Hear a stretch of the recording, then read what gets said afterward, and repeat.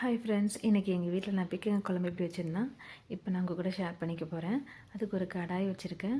அந்த கடாய் நல்லா சூடு ஏறின உடனே 2 டேபிள் ஸ்பூன் எண்ணெய் விட்டுக்கிறேன்.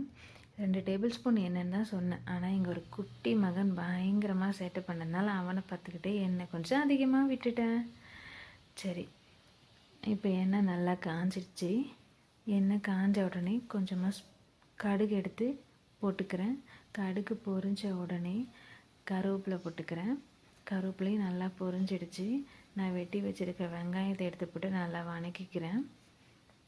வெங்காயமும் நல்லா வதங்கிடுச்சு. இப்போ தக்காளி போட்டு நல்லா வதக்கிக்கிறேன். தக்காளி சீக்கிரமாக வதங்கிறதுக்காக உப்பு போட்டு வதக்கினேன். இப்போ வெங்காயம் தக்காளி ரெண்டுமே நல்லா வதங்கிடுச்சு. இப்போ நான் பீக்கங்காய் கட் பண்ணி நல்லா கழுவி வச்சுருக்கிறேன். அந்த பீக்கங்காவை எடுத்து போட்டு சேர்த்துக்கிறேன். இப்போ பீக்கங்காய் நல்லா வதக்கி விட்டுக்கணும்.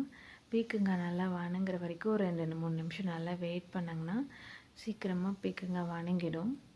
பீக்கங்காய் வதங்கின உடனே மிளகாத்தூள், மஞ்சத்தூள், தேவையான அளவு உப்பு கொஞ்சமாக, ஏற்கனவே உப்பு போட்டிருக்கோம் அதனால் கொஞ்சம் பார்த்துட்டு கொஞ்சமாக போட்டுக்கணும். 3 போட்டுட்டு நல்லா வதக்கி விடணும். நல்லா கொஞ்சம் வதங்கினதுக்கப்புறமா 2 நிமிஷம் வெயிட் பண்ணணும்.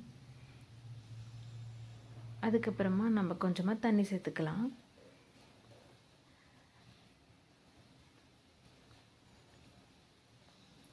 இதிலேயே தட்டி வச்சுருக்க பூண்டும் நான் போட்டுக்கிட்டேன்.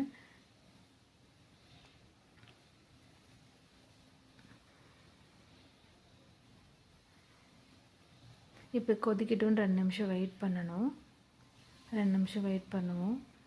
கொதித்த உடனே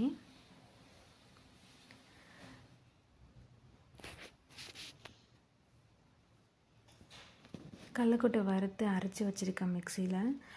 அந்த கடலக்கொட்டை தூளும் சேர்த்துக்கிறோம். இப்போ கொஞ்சம் கெட்டியான உடனே கொத்தமல்லி தழை தூவி இறக்கிக்கிறோம்.